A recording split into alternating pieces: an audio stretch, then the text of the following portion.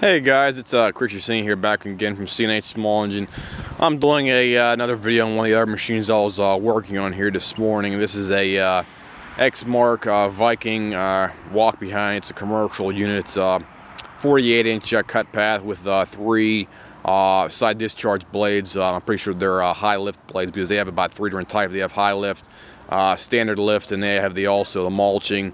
Or if you're in a relatively dry environment like along the beach and stuff like that, and you have a lot of sand, they have like the typical flat blades out there for something like these for their applications out. So they get quite a variety for some of their blades that are for these machines. That's why I really like these type of machines that are for it. This one, it's a powered by Kawasaki engine, twin overhead valve. Engine under for that. I think it's about 18 horsepower. I think on this one right now, even though it doesn't have the listing on top of the engine or for that. It has a hydrostatic unit on these specific machines. You got two pumps on the unit down there, plus you have your oil filter underneath the units down as well too. You can see they also have your oil reservoir on the side right here too. And these machines specifically take Mobil 1 synthetic 15W50 motor oil, so it has to be synthetic, it has to be Mobil 1, it has to be 15W50 oil for these machines to operate properly. You cannot put hydrostatic unit oil in these machines, or you'll burn the pump up, I believe, on her, because I was told online these machines are not engineered to have your hydrostatic fluid for your bigger trackers out there. You have to have standard Mobil 1 oil from your car engine or some kind of diesel engine out there for that. And on the back, you can see the two pumps right back here in the back. This one just it looks like it's leaking a little bit around the casing there for that. And basically, these things start leaking on her, and either you got to replace the pump or take it apart. Me personally, cost-wise, it's just better to replace the whole unit on there, because take those things apart, you have to have almost like a virtual clean room to work on if you're going to work on. So that's why I recommend just replacing the whole pump as a unit on it, rather than trying to mess around and take it apart and clean it out and put it back together right there for that. This model is the Exmark Viking, like I said before, the VH48 style. This has the enhanced control system up on the handles on here. You see right here, you got the bell brake, you got your drive unit handle up here as well too, plus you have your speed selector on here as well too. It goes from neutral up to 6 on here for that, so it's basically infinitely variable. That's what's a good thing about these things. You don't have to have that real jerky motion whenever you're out there driving around like a standard transmission. Plus you have your safety controls right here. If you're I'm gonna call them auto, it's like almost like cruise control for these things right here, and you have your manual controls for turning left and right on each side of here as well too, right here for these. And let me see also these things also have full pressure lubrication on the engine. You see down there they have an oil spin-on filter on there. The filters are probably about maybe 10-15 bucks, depending on where you buy them. Me personally, I like having the OEM ones or Stens or some other aftermarket, as long as it meets the manufacturer specifications for the filtration specifications and stuff like that. It will work. Let me see here.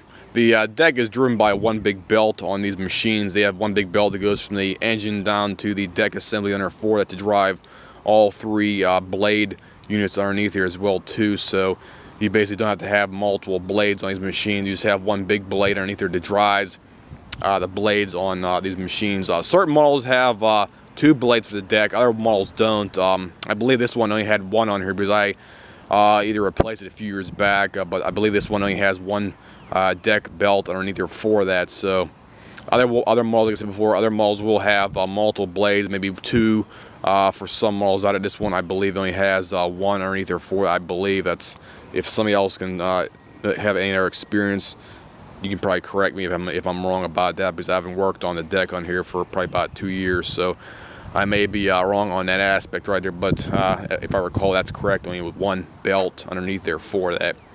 And these machines also have a fuel pump that runs off the engine's vacuum monitor for it as well too. So you get a pulse line going up to your pump, as you see right here on the side above the overhead valve cover on there. It's 2 right there for that.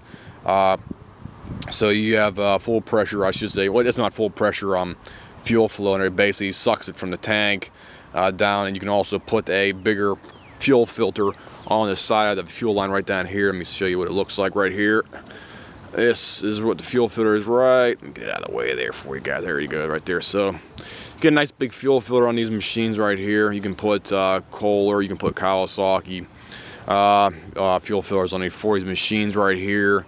As long as it's usually the same size as the original filter that you originally took off, it should be okay. If you put something real big like an automotive style fuel or fuel filler on there, it'll basically restrict the flow down to the carburetor, so you do not want to do that. Just verify that you have the proper fuel filter, either cross-referencing the original one to like an aftermarket one like a Stenz or Rotary or some other brand out there for that, and you shouldn't have any problem. So just use the smallest filter, as long as it's basically one that contains like a paper element like this one right here.